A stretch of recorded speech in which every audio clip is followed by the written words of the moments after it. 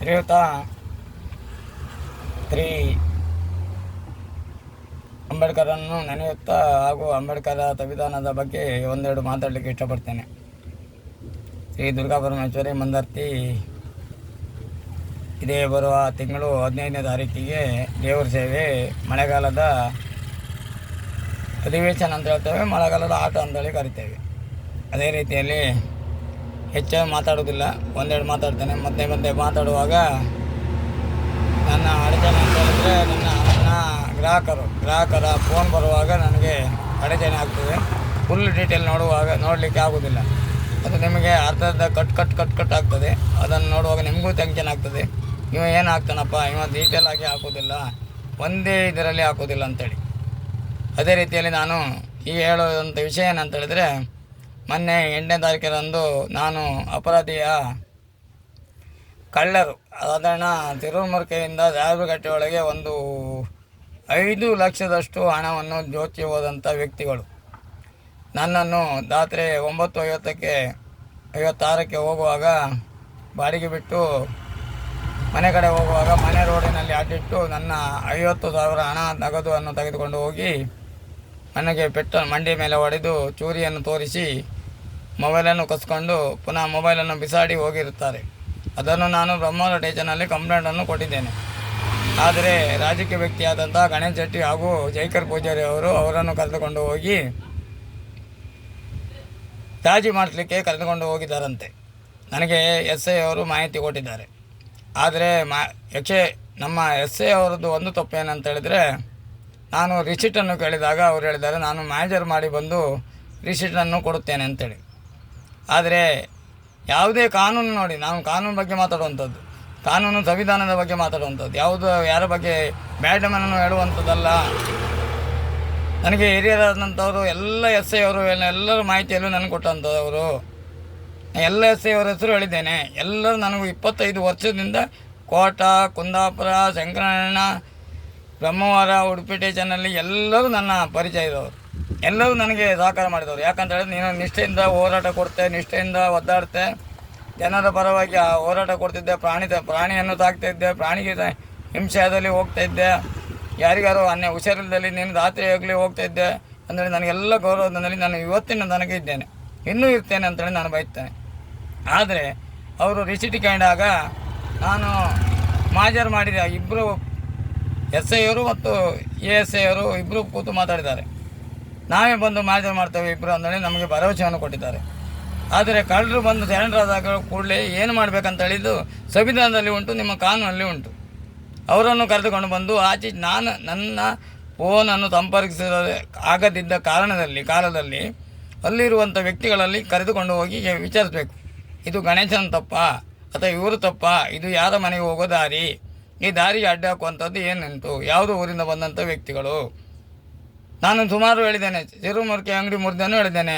ಇಲ್ಲಿ ಒಬ್ಬರು ಭಟ್ರು ಮನೆ ಮುಗ್ದರು, ಇವರೇ 4 ಜನ ಮಾಡುವಂಥದ್ದು. ಅದು ನಾನು ನೇರ ಹೇಳ್ತೇನೆ, ಇವರೇ 4 ಜನ ಮಾಡುವಂಥದ್ದು. ಇದಕ್ಕೆ ಸಹಕಾರ ಕೊಡುವಂಥದ್ದು ಗಣೇಶ್ ಶೆಟ್ಟರು ಮತ್ತು ಜೈಕರ್ ಪೂಜಾರಿ ಅವರು. ಅದಲ್ಲದೆ ನಮಗೆ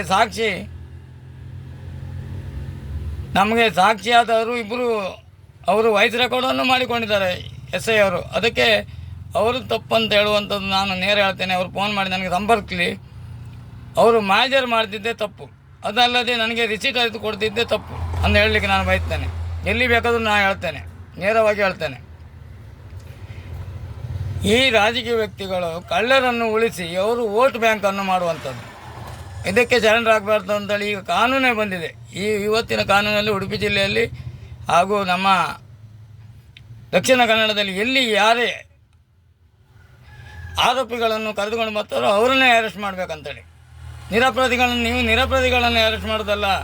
ಈ ಆರೋಪಿಯನ್ನು ಕರ್ಕೊಂಡು ರಾಜಕೀಯ ವ್ಯಕ್ತಿಯವರು ಬರ್ತಾರೆ ನೋಡಿ, ಅವರನ್ನು ಅರೆಸ್ಟ್ ಮಾಡಲೇಬೇಕು ಕೂಡಲೇ. ಅಲ್ಲೇ ಆರೋಪಿಗಿಂತ ಮೊದಲಾಗಿ ಅವ್ರನ್ನ ಕರ್ಕೊಂಡು ಬಂದವ್ರನ್ನ ಅರೆಸ್ಟ್ ಮಾಡಬೇಕು. ನಾನೇ ಆಗಲಿ ಒಬ್ಬ ಆರೋಪಿನ ಕರ್ಕೊಂಬಂದು ಬಿಡಿಸುವಂಥ ಬಂದಿದ್ದರೆ ನನ್ನನ್ನೇ ಅರೆಸ್ಟ್ ಮಾಡಬೇಕು.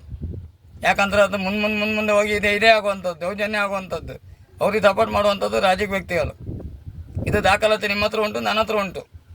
ಹೋಗುವಾಗ ಗಣೇಶ್ ಶೆಟ್ಟಿ ಫೋನ್ ಮಾಡಿ ಹೇಳಿದ್ದಾರೆ. ಮತ್ತು ನನಗೆ SI ಅವ್ರು ಫೋನ್ ಮಾಡ್ತಾರೆ, ಕೂಡಲೇ ಬಾ ಅಂತೇಳಿ.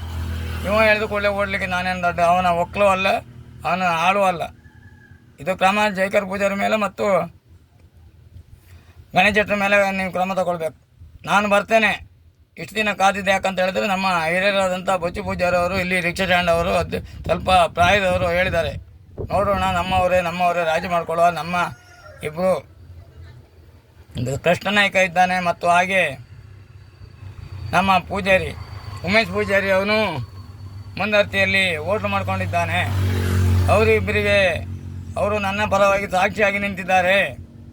ಅವರಿಗೆ ತೊಂದರೆ ಆಗಬಾರ್ದು ಗಣೇಶ, ಒಂಚೂರು ಮಾತಾಡುವ ಅಂತಲ್ಲಿ ಇಷ್ಟು ದಿನ ದೂಡಿದ್ದಾರೆ. ಆದರೆ ನೀವು ಮಾಡುವಂಥ ತಪ್ಪು ನನಗೆ ರಿಸಿಟ್ ಅದೇ ಕೂಡಲೇ ಕೇಳಿದ್ದೇನೆ. ಅಲ್ಲಿ CC ಕ್ಯಾಮರಾ ಓಪನ್ ಮಾಡಿ ಕೇಳಿ ನೋಡಿ. ನಾನು ರಿಸಿಟನ್ನು ಕೇಳಿದಾಗ ನೀವು ಹೇಳಿದಂಥದ್ದು ಇಲ್ಲಿ ಬಂದು ಮಾಜರ್ ಮಾಡಿದ ನಂತರ ನಿಮಗೆ ರಿಸಿಟ್ ಕೊಡ್ತೀನಿ ಅಂತ ಹೇಳುವಂಥ ಮಾತು. ಪುನಃ ಫೋನ್ ಮಾಡಿದಾಗ ನೀನು ಬಂದು ಬೇಕಾದರೆ ಮೇಲೆ ಹೋಗೋದಾದರೆ ಹೋಗು ಅಂತೇಳಿ. ಅದು ನಾನು ಹೋಗೋದು ಬಿಡೋದು ನನ್ನ ಇಷ್ಟ. ನೀವು ಕೊಡುವಂಥ ರೂಲ್ಸ್ ಆಕಾರವಾಗಿ ನನಗೆ ರಿಸಿಟ್ ಕೊಡಬೇಕಿತ್ತು. ಅದಲ್ಲದೆ ಆರೋಪಿ ಬಂದಾಗ ಎಲ್ಲಿ ನಿಮ್ಮ ಗಲಾಟೆ ಆಗಿದೆ, ಎಲ್ಲಿ ಅವನ ಹಣ 50,000 ರೂಪಾಯಿ ಹಣವನ್ನು ಎಲ್ಲಿ ಕದ್ಕೊಂಡು ಹೋಗಿದ್ದೀರಿ, ಅಲ್ಲಿ ಅವರನ್ನು ಎನ್ಕ್ವೈರಿ ಮಾಡುವಂಥದ್ದು ನಿಮ್ಮ ಧರ್ಮ. ಅದನ್ನು ಪ್ರೂಫ್ ಮಾಡಿ ಬರುವಂಥದ್ದು ನಿಮ್ಮ ಧರ್ಮ. ಯಾವುದೇ ಮಾಹಿತಿ ಇಲ್ಲದೆ ಸ್ಟೇಷನಲ್ಲಿ ಮಾಡುವಂಥದ್ದಲ್ಲ. ನೀವು ನನ್ನಲ್ಲಿ ಹೇಳಿದಂಥದ್ದು ಅಲ್ಲೇ ಬಂದು ಹಾಜರು ಮಾಡಿ ಅವರನ್ನು ಎನ್ಕ್ವೈರಿ ಮಾಡ್ತೇನೆ ಅಂತೇಳಿ ನೀವು ಮಾಡಲೇ ಇಲ್ಲ. ಇದು ಯಾವುದು ಅಂತೇಳಿ ನಾನು ಹೇಳಲಿಕ್ಕಾಗುತ್ತೆ. ರಾಜಕೀಯ ಒತ್ತಡದಿಂದ ಮಾಡಲಿಲ್ಲೋ ಅಥವಾ ನಿಮ್ಮ ನಿಷ್ಠೆಯಿಂದ ಮಾಡಲಿಲ್ಲ ಅಂತ ನನಗೆ ಗೊತ್ತಿಲ್ಲ. ಅದು ನಾನು ಇನ್ನು ಮುಂದೆ ಅದಕ್ಕೆ ಆದಂಥ ಕ್ರಮವನ್ನು ನಾನು ಸಂಘದ ಮೂಲಕ, ಅಂಬೇಡ್ಕರ್ ಸಂಘದ ಮೂಲಕ, ನನ್ನ ಅಧ್ಯಕ್ಷರಾದಂಥ ಜಾಯಿಂಟ್ ಮಲ್ಪೆಯವರ ಮೂಲಕ ನಾನು ಅದು ಯಾವ ರೀತಿಯಲ್ಲಿ ಸಂವಿಧಾನದಲ್ಲಿ ಯಾವ ಕಾನೂನು ಉಂಟು ಅಂತೇಳಿ ಅದನ್ನು ಪಡಿತೇನೆ. ಅದು ಅಲ್ಲದೆ ಮಾಹಿತಿ ಕೇಳಲು ಹಾಕ್ತೇನೆ. ಅದು ಅಲ್ಲದೆ ನಾನು ಈಗ ಮೊನ್ನೆ ITO ಕಾರ್ಯಕರ್ತನಾಗಿ ನಾನು ಅರ್ಜಿ ಹಾಕಿದ್ದೇನೆ. ಇನ್ನೊಂದು 2-3 ತಿಂಗಳೊಳಗೆ ನಾನು ITO ಕಾರ್ಯಕರ್ತನ ಆಗಲಿಕ್ಕಿದ್ದೇನೆ ನಿಮ್ಮೆಲ್ಲರ ಆಶೀರ್ವಾದದಿಂದ. ಯಾಕಂತ ಹೇಳಿದರೆ ನಾನು ನ್ಯಾಯಕ್ಕಾಗಿ ಹೋರಾಟ ಮಾಡೋದು, ಧರ್ಮನಿಷ್ಠಕ್ಕಾಗಿ ಹೋರಾಟ ಮಾಡೋದು. ಯಾರಿಗೆ ಅನ್ಯಾಯ ಆದಲ್ಲಿ ನಾನು ಬಿಡುವ ಪ್ರಶ್ನೆಯೇ ಇಲ್ಲ. ಅಧಿಕಾರಿಗಳಿಗೂ ಅನ್ಯಾಯ ಆದಲ್ಲಿ ನಾನು ಸಪೋರ್ಟ್ ಮಾಡ್ತೇನೆ. ನನಗೆಲ್ಲ ಆಫೀಸರು ಪ್ರತಿಯೊಂದು DC ಹಿಡಿದು ಪ್ರತಿಯೊಂದು ಅಧಿಕಾರಿಗಳು ನನ್ನ ಮಾಹಿತಿಯಲ್ಲಿದ್ದಾರೆ. ನನ್ನ ಒಡನಾಡಿಯಾಗಿದ್ದಾರೆ.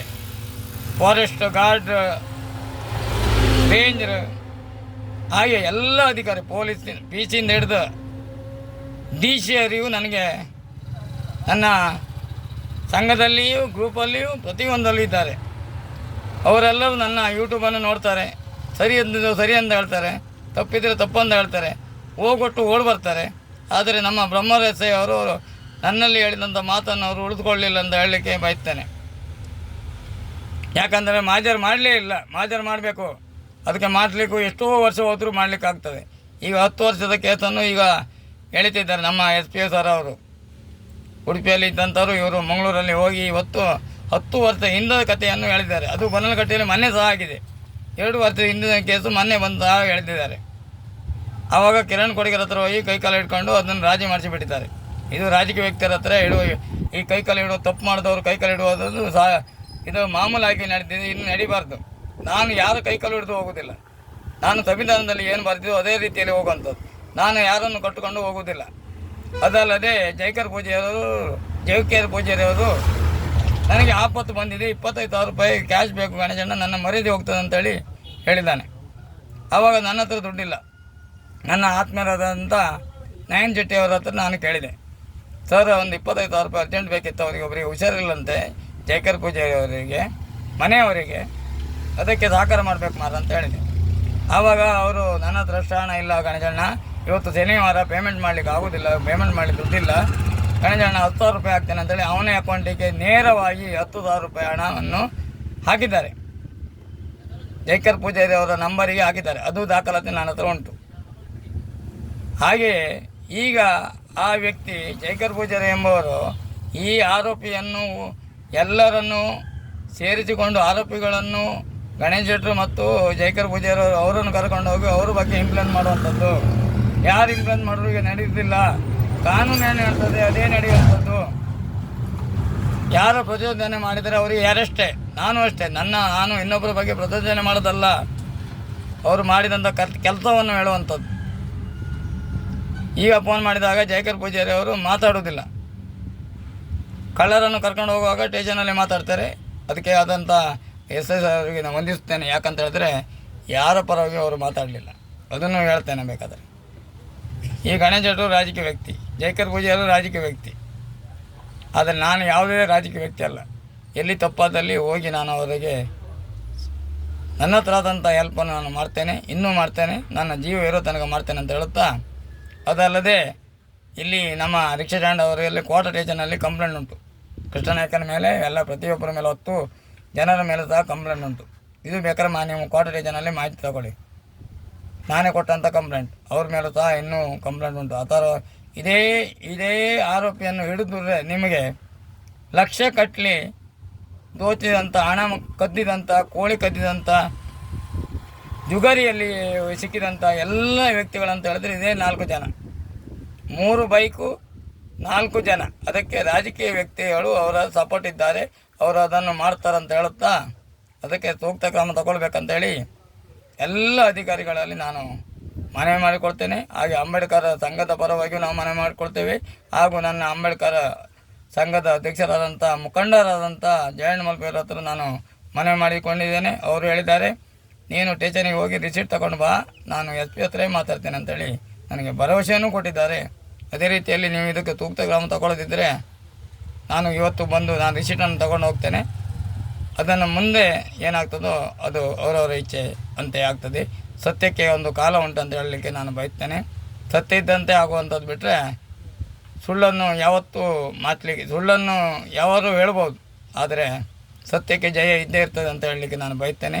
ಜೈ ಹಿಂದ್, ಜೈ ಕರ್ನಾಟಕ, ಒಂದೇ ಮಾತರಂ.